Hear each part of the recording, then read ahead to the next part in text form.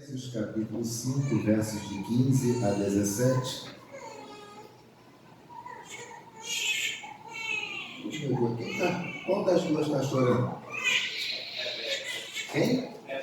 Rebeca. Ô, meu amorzinho, que chorinho. Não pode dizer que é um chorinho gostoso, porque a criança está chorando. Mas como é bom ouvir chorinho de bebê. Olha que melhora, meu Deus do céu.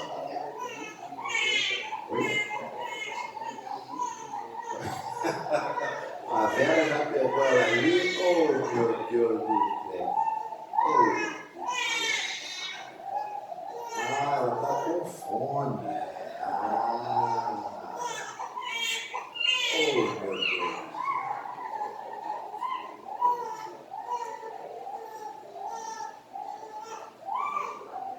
Mas que show, que manga, né? Menino do paparão dela. Acabou. Acabou. Efésios capítulo 5 e a Felipe e a Amanda fiquem totalmente à vontade. Esse show não nos incomoda em nada. Pelo contrário, mostra que a igreja cada dia renova a vida. Efésios capítulo 5, versos de 15 a 17, leamos todos a uma só voz. Portanto, vede prudentemente como andais, não como nécios e sim como sábios, remindo o tempo, porque os dias são maus. Por esta razão, não vos torneis insensatos, mas procurai compreender qual a vontade do Senhor. Amém. Queridos, como acho que a maioria das pessoas sabe, já falei na devocional diária, nós mandamos por zap.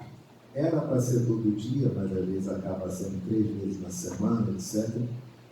A minha mãe começou um processo de adaptação lá no abrigo presbiteriano. E, inicialmente, a nossa ideia era que ela passasse 4 dias no abrigo, 3 ou 4 dias em casa, mas devido ao declínio cognitivo, que ela já começasse a ter memórias recentes de que o abrigo é o seu lar e que a família está integralmente ao redor dela. Mas essa adaptação tem sido um tanto, não vou dizer demorada, porque não tem prazo, tá? Mas ela tem sido muito interessante em termos de conhecimento do ser humano. A dificuldade dela de criar memórias está associada ao fato do esquecimento.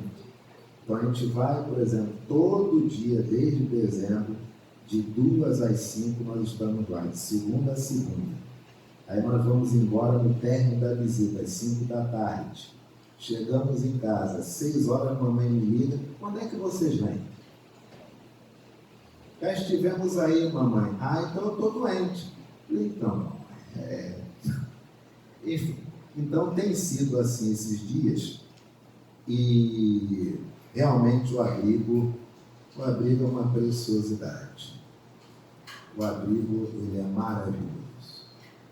Quem dera as igrejas investissem muito mais em dar um retorno àqueles que consagraram seus dízimos e ofertas e investiram nessa agência do Reino de Deus, que é a igreja física na terra. Quem dera se essas agências do reino pudessem propiciar para aqueles que tanto auxiliaram e investiram, não apenas um templo bonito, mas um local para que a pessoa possa passar o último terço da sua vida sem perder o contato com a igreja.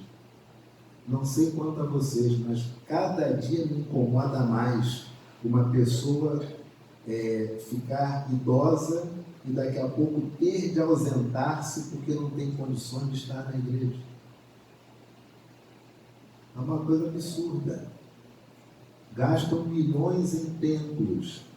Por que não constroem um lar para dar um retorno às pessoas que tanto serviram aquela agência do Reino de Deus ao longo das décadas?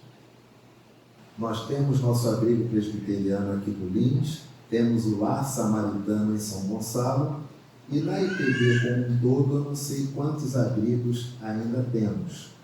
Mas por que eu estou falando sobre isso? Porque nesse período de adaptação da minha mãe, desde o ano passado, quando eu comecei a estudar muito sobre demência, Alzheimer, etc., e fui vendo que o exercício físico, que a musculação, principalmente musculação nas pernas, atrasa em homens e mulheres, principalmente nas mulheres, até 10 anos do surgimento da demência. Você trabalhar os seus membros maiores, que são suas pernas, que têm mais sangue, para que eles possam cada vez mais esse sangue circular. E eu passei durante 2 anos pensando, o bem mais precioso que nós temos é a nossa saúde. Mas nesse último mês com a minha mãe, eu não mudei meu raciocínio, eu acresci. Existe uma coisa mais preciosa do que a saúde.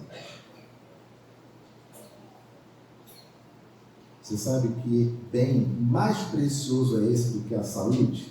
Isso é tão esquisito dizer, você pode estar enfermo, estar adoentado. Nós temos nosso irmão Maurício aí, fazendo, já na sua reta final da primeira fase da quimioterapia. Mas Maurício, existe uma coisa mais importante que a saúde, que você soube aproveitar. Sabe o que você aproveitou? O tempo. Tempo é mais importante que saúde. Porque se você tiver um problema de saúde, se houver tempo, você trata. Mas se não tiver mais tempo? Quantas vezes ouvimos, quando descobriu já era o quê? Tarde demais. Em termos de demência, em termos de cognição, a demência ela aparece com quase que 10 anos antes da família chegar à conclusão de que a pessoa está com esquecimento. Ela já vai dando indícios, mas como cada um de nós tem sua vida cotidiana, nós não percebemos. Porque você está trabalhando, você está tomando conta de filho, marido, esposa, local de trabalho, estudo acadêmico, e você não tem tempo para observar os sinais. E esses sinais variam de pessoa para pessoa. Mas o que eu digo para vocês é o seguinte: para aqueles que já estão com seus 60 anos, quanto mais velhos nós ficamos, mais necessidade de conforto nós temos. Por que nós gostamos da nossa casa? Porque tem o nosso sofá, o sofá já está no nosso formato. Controle remoto já está ali, você nem precisa acender a luz, você já vai certinho na tela. Tem seu banheirinho maravilhoso. E quanto mais velhos ficamos, mais difícil é nos adaptarmos a um novo momento. Por quê? Some nossa poltrona, nossa cômoda, nossa TV, nosso controle, nosso acesso à família, e acordamos em um local onde já existem coisas, pode até se levar a algumas outras, mas o local tem o objetivo de acomodar e dar conforto para abrigados, não é um lar, o lar que a pessoa tinha. Então, se você tem 60 anos, ou pode ser até antes, depende do que você vai fazer. E outra coisa, gente, quando se pensa em demência, que se diz o seguinte: não, fez o exame e não deu nada, não quer dizer que não esteja iniciando, quer dizer que a nossa tecnologia hoje ainda não consegue aferir com tamanha precisão os estágios iniciais. Mas se você levou para fazer o exame, é porque alguma coisa você já constatou. E às vezes nós saímos da realidade do fato consumado para ficar na ilação, mas o papel diz que não tem nada. É o que o papel diz, mas o cérebro está dizendo outra coisa. Estão compreendendo? Então, se você tem, desculpe tomar esse tempo do sermão, mas quanto mais eu leio e aprendo sobre saúde, mais eu quero transmitir. Porque, olha, eu vou te dizer, raramente as pessoas te ensinam coisas vitais para a existência. Vão ensinar hipérboles, etc. Mas se você tem seus 60 anos, Comece a se adaptar ao abrigo. Você não precisa ficar lá 7 dias da semana confinado, você ainda é independente. Mas você tem que criar memórias e adaptar-se para uma nova realidade. Coisa que se de repente você tiver 70, 80 e 90, você já não consegue. Dificuldade nossa, nós não sabemos lidar com a saúde. E uma segunda dificuldade, nós não sabemos remir o nosso tempo. Quantas programações de igrejas você ausentou-se ao longo do ano e deu prioridade a outras coisas as quais você agora não lembra? Infelizmente, nós utilizamos muito mal o nosso tempo. É desde a nossa infância, principalmente a adolescência. Imagine se para nós tempo fosse precioso, fosse tudo. Como é? O adolescente passaria muito mais tempo preparando-se para as adversidades da vida adulta do que no seu mundo em si mesmado, no sentido do autoconhecimento, da maturidade. É necessário haver uma coisa junto com a outra, mas cada vez mais nós pensamos menos no tempo.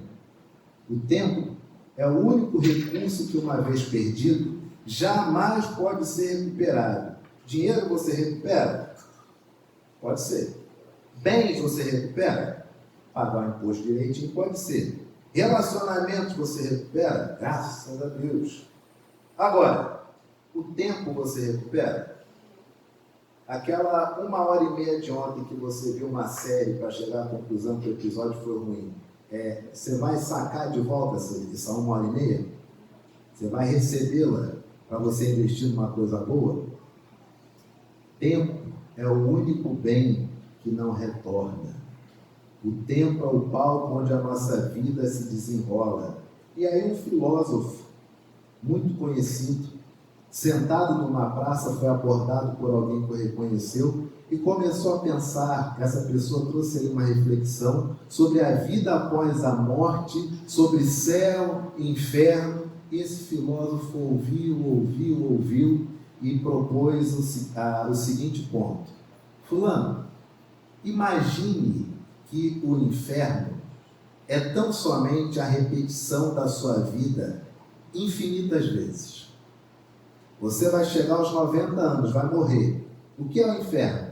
Você vai voltar à vida, mas vai viver a sua vida que você viveu nesses seus 90 anos, e toda vez que você morrer, você volta e vive a mesma vida. O que você faria da sua vida? A pessoa não teve dúvidas. Eu ia fazer muito mais coisa boa, ia procurar ser muito mais feliz, que afinal de contas eu preciso estar feliz para estar bem. Que o filósofo ponderou. Então, nem tanto céu, nem tanto inferno, mas tempo. Tempo. Se a sua vida, não o inferno, mas não crendo nisso, mas se você tivesse um castigo, que seria viver toda a sua vida novamente, teriam pontos da sua vida que você gostaria de alterar, mas não tem mais tempo? Claro. Queridos, nós vivemos em um período de distrações constantes. Coisas boas, ruins, competem ferozmente por nosso tempo. A palavra do Senhor, ela nos traz algumas lições importantíssimas. A soberania de Deus no nosso tempo.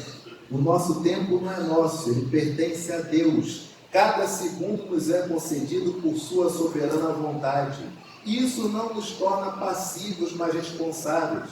Olha o que diz a nossa confissão de fé, no capítulo 5, artigo 1. Deus, o grande Criador de todas as coisas, sustenta, dirige, dispõe e governa todas as criaturas, ações e coisas, desde a maior até a menor, pela sua sapientíssima e santíssima providência, segundo a sua presciência infalível e o livre e imutável conselho da sua própria vontade, para o louvor da glória, da sua sabedoria, poder, justiça, bondade e misericórdia. Pastor, o que quer dizer isso tudo? Botou a palavra sapiência, eu já me perdi. Isso quer dizer o seguinte, que tudo, todas as coisas, estão sob cuidado e intervenção de Deus. Se Deus governa até o menor dos nossos momentos, desperdiçar tempo é um péssimo exemplo de gestão. É até uma afronta que nós fazemos ao doador do tempo. Salmo 31, verso 14 e 15, a linha A diz: quanto a mim, confio em ti, Senhor. Eu digo, tu és o meu Deus. Os meus dias estão nas tuas mãos. Como nós podemos identificar os ladrões do tempo? O que rouba mais o seu tempo? Ligação de telemarketing?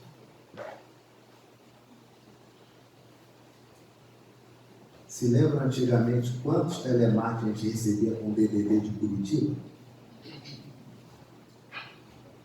O que rouba mais o seu tempo? Ficar jogado no sofá, assistindo Netflix, 6 horas direto para maratonar, é uma boa? Tá legal? É isso que você quer realmente? Esse tempo não vai voltar.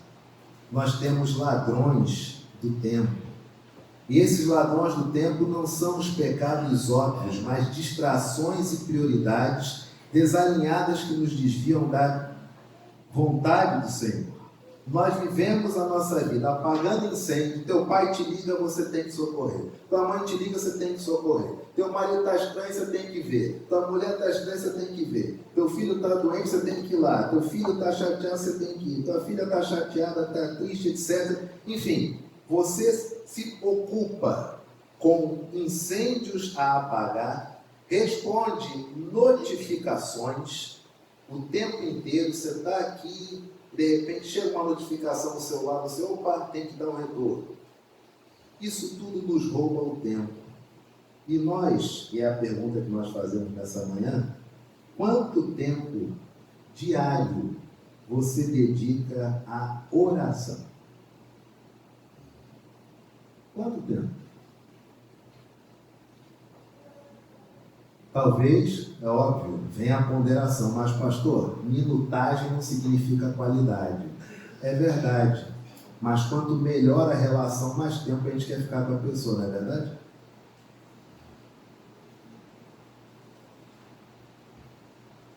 Quanto tempo você dedica à leitura da Escritura? Quanto tempo você dedica ao estudo da Palavra de Deus? Quanto tempo você dedica à comunhão com a família? Não é todo mundo está no mesmo lugar, cada um na sua tela. Não, a comunhão com a família. Quanto tempo faz que você não investe tempo em simplesmente aproveitar o período que você está com sua mãe, porque sua mãe é mãe, seu pai é pai, seus filhos estão ali? Quanto tempo você não chama seus filhos? Senta aqui do lado do papai, bota a cabeça aqui no meu colo, vou lhe fazer um cafuné, vou lhe fazer um carinho, vou lhe encher um beijo. Nós não investimos tempo nisso. Nós investimos tempo em quê? Maduro caiu. Tornemos-nos correspondentes internacionais e comecemos a transversar sobre uma coisa que nem o próprio cara que foi sacado sabia. O próprio não sabia, mas nós sabemos. E a sua família? Como é que está a audição do seu filho? Está tudo ok? Como é que está a sua audição? Está tudo legal? Tem algum ponto da família que precisa ser tratado e não está sendo? Queridos, Lucas 10, 40 a 42. Marta, porém, andava distraída em muitos serviços e, aproximando-se, disse: Senhor, não te importas que minha irmã me deixe servir só? O senhor está vendo que eu estou carregando um monte de coisa e minha irmã está sentada aí conversando com o senhor? O senhor não está percebendo isso não? Pede a ela, diz-lhe, pois que me ajude. E respondendo Jesus, disse-lhe: Marta, Marta, andas ansiosa e afadigada por muitas coisas, mas uma só é necessária. que Maria, sua irmã, escolheu a boa parte, a qual não lhe será tirada. A ansiedade, a afobação é um mal do nosso tempo? É, mas sempre foi um mal da humanidade. O que ocorre é que hoje nós temos mais meios de ficarmos mais ansiosos. Uma outra dificuldade nossa em relação a remir o tempo são os nossos medos. Você sabe de duas coisas que nós temos medo? Eu não sabia, mas é imanente em nós. O primeiro maior medo que nós temos é o silêncio. Muitas vezes, calar-se é a melhor resposta. Silêncio. Não quer dizer que você não está vendo, não quer dizer que você não está acompanhando, não está sabendo, mas o silêncio é um medo. Já teve a sensação de que você errou, todo mundo sabe, mas ninguém quer falar para você qual foi o seu erro? Acontece muito no trabalho. Nosso rival ali, funcionário, percebe alguma coisa e fica na dele para você passar vergonha numa reunião. E aí todo mundo está sabendo, menos você. Também acontece em casa. O medo do silêncio. E o segundo medo que nós temos como seres humanos é o medo de uma coisa chamada solidão. Você gosta de ficar só. Isso é ótimo, isso é maravilhoso. Só tem um porém. Uma coisa é gostar, outra coisa é estar impedido de estar com outras pessoas. São coisas distintas. É a mesma coisa que dizer, fulano é uma pessoa maravilhosa. Aí você pergunta, é mesmo? Que coisa boa, mas por quê? Ah, porque ele é mansinho, ele é bonzinho, ele é isso, ele é aquilo. Ele é uma pessoa maravilhosa? Não, o comportamento dele é maravilhoso. Mas se ele quiser agredir alguém, ele pode? Se ele quiser fazer justiça para alguma coisa, ele pode? Se ele quiser comprar alguma coisa caríssima, ele pode? Não. Então ele é uma pessoa maravilhosa? Não sei.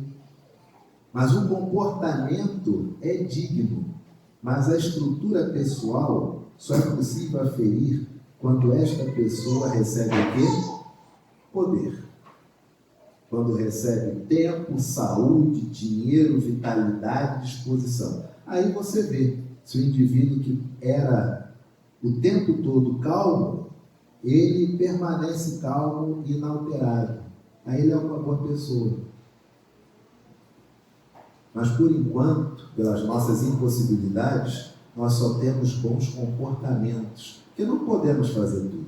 Você como crente, você não teria uma felicidade enorme que dependendo do assunto que aparecesse na sua frente ou que lhe fosse dito, você soltar o palavrão na cara da pessoa?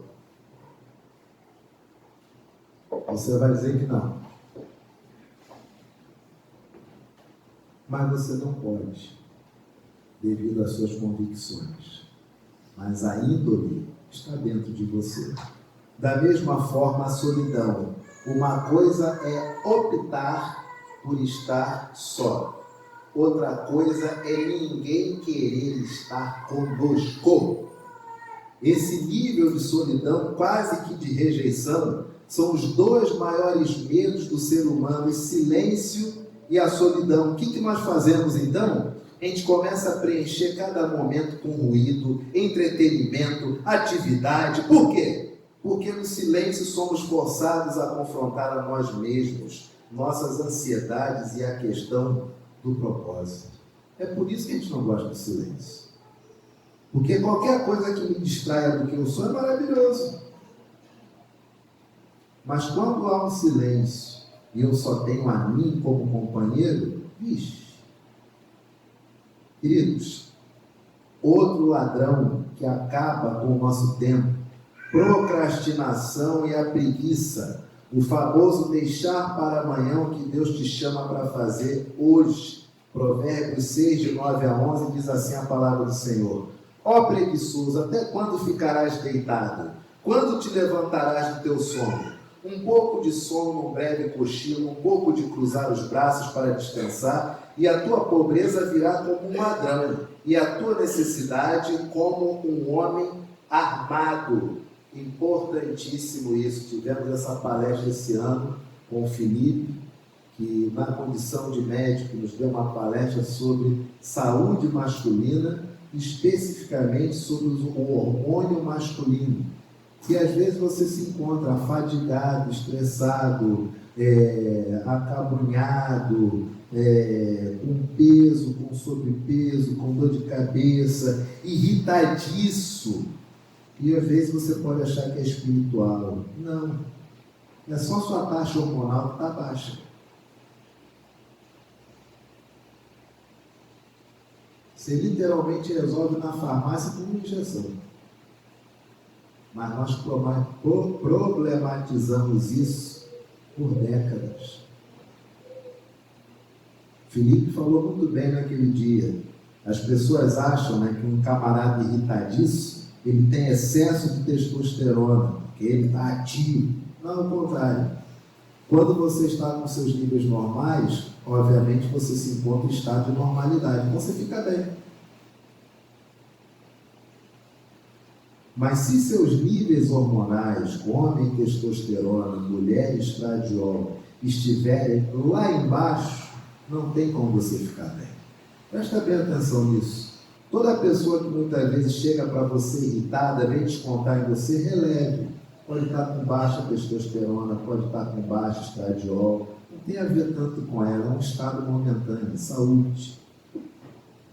Procrastinação é uma coisa terrível.